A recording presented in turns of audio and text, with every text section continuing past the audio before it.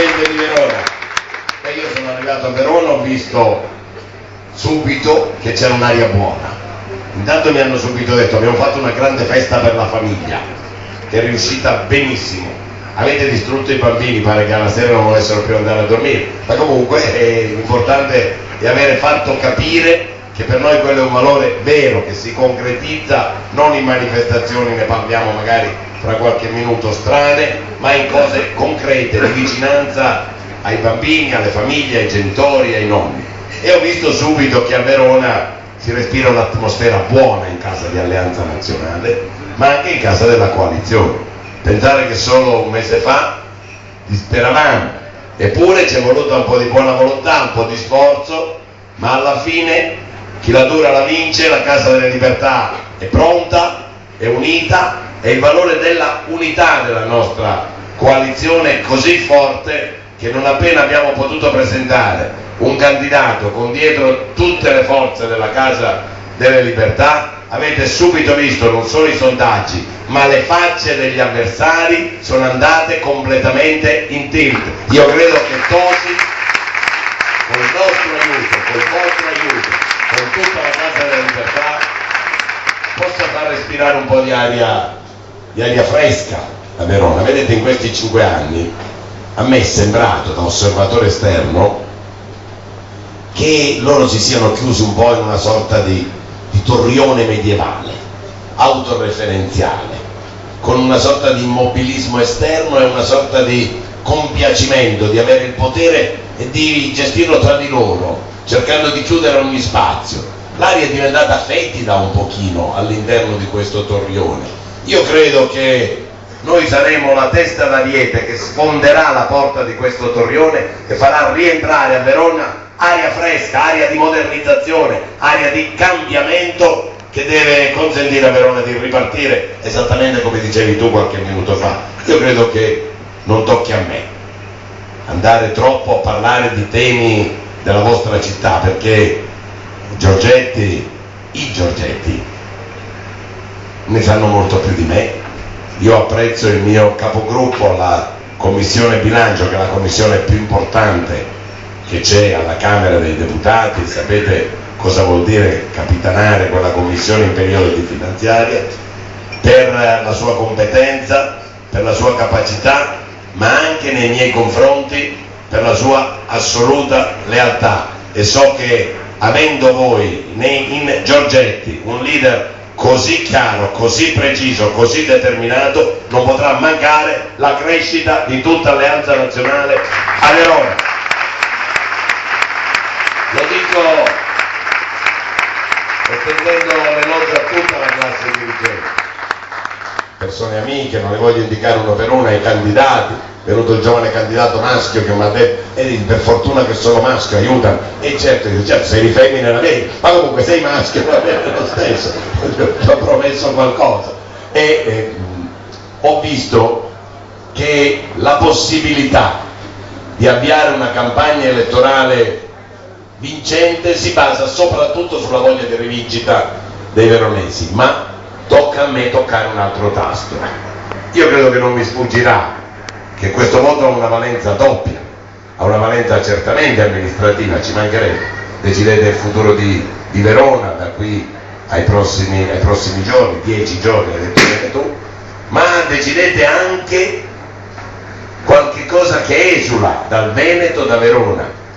Sarebbe possibile, lo è dopo il risultato della Sicilia, dare, non dico una spallata, perché basta, queste spallate non ne possiamo più, una spintarella, un colpettino, una bottarella a Prodi e al suo governo. Guardate che Prodi e il suo governo sono, guarda, mi metto, ve lo mimo, sono sull'orlo del baratro, stanno avanti e indietro e stanno fermi perché hanno paura, come chi sta sull'orlo del baratro ha paura che se smuove una gamba cade.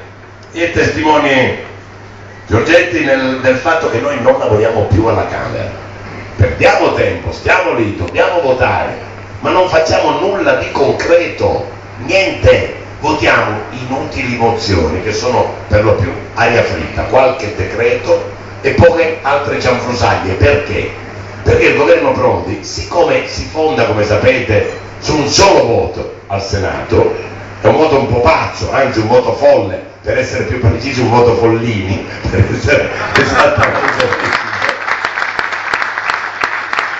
Con un solo voto, loro quando fanno una legge, prima di portarla in votazione, dicono: e se poi ce n'è solo uno che non è d'accordo?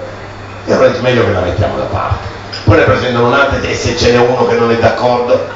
E la mettono da parte. E noi, mentre loro sono sempre lì immobili, in bilico sul precipizio, noi continuiamo a votare qualche decreto e poi un altro tipo di leggi, quello sì. Su quello sono ancora pronti. Leggi che hanno in comune l'obiettivo di cancellare quanto di buono ha fatto la Casa delle Libertà, perché sull'odio trovano ancora oggi una certa comunanza, una certa capacità di stare insieme. E vi faccio gli esempi, non sono parole vuote. Voi sapete che Fini ha fatto la legge sulla droga, pensate, una legge rivoluzionaria, ed era rivoluzionaria, ma rivoluzionaria perché?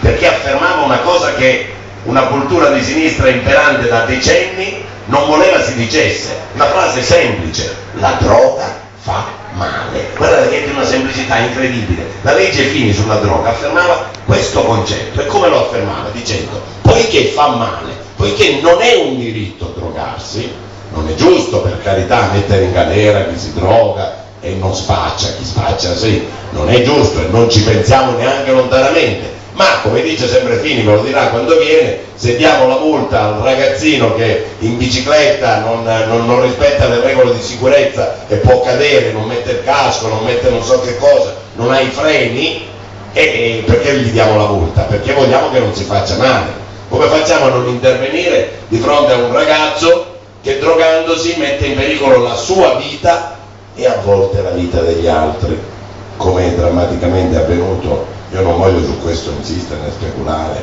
cosa in Lombardia, a quel guidatore che, siccome si era veramente convinto che, come dice la sinistra, che 1, 2, 3 spinelli non fanno niente, è andato a guidare con un pullman di bambini e sapete drammaticamente che cosa è successo. Non capiti mai più una cosa di questo genere. E allora, dicevo, quella legge presupponeva un aiuto alle forze dell'ordine per evitare il crescere dello spaccio, del piccolo e del grosso spaccio, e in particolare il piccolo spaccio, che è quello che poi contatta le persone, quello che puoi tagliare.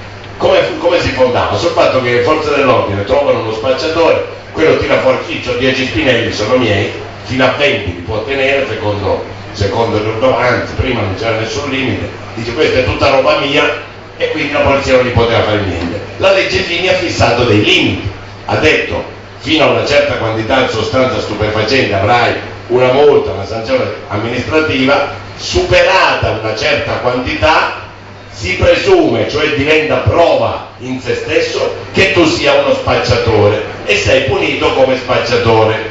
Ci sembrava una cosa normale, infatti le forze dell'ordine hanno detto: finalmente possiamo fare qualcosa contro lo spaccio. Bene, è arrivata la Turco, io capisco che con un nome del genere 20 spinelli mi sono sembrati pochi, 20 spinelli, ma poi capisco, e ha detto troppo pochi 20, il limite è 40 spinelli. Io mi sono immaginato questo che deve fumarsi 40 spinelli, le 2 in bocca, 2 per narice, 2, 4, 6, 2 nell'orecchia 8, 2 nell'altra orecchia 10, le altre dove le infila non lo so, non lo voglio sapere.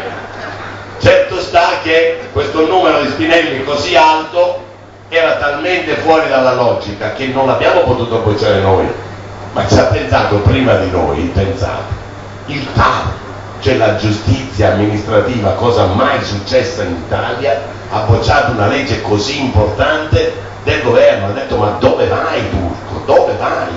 Sembrava un film, quello di Totò, Turco Napolitano, il Presidente della Repubblica, ha detto: dove vai? È una cosa incredibile.